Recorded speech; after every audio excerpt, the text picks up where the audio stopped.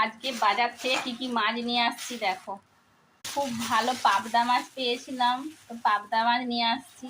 600 গ্রামের মতো আছে পাবদাটা, বেশ বড় সাইজেরই পাবদা।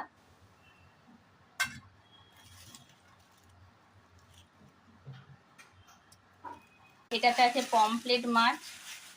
পমফ্লেট মাছটাও আমাদের বাচ্চারা, বাবান, টিটু দুজনেই ভালো খায়। তো 4টা পমফ্লেট আছে, এগুলোও ভালো, বেশ ভালো সাইজ পমফ্লেট। 200 গ্রামের মতো চিংড়ি মাছ নিয়েছিলাম, ওটা ওই বাঁধাকপি দিয়ে আর রান্না করব সেই জন্য।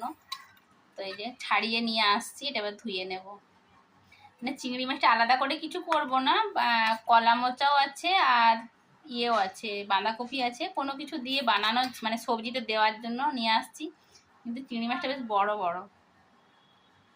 মাছ পরিষ্কার হয়ে গেছে, তো আজকে পাবদা মাছটা রান্না করব।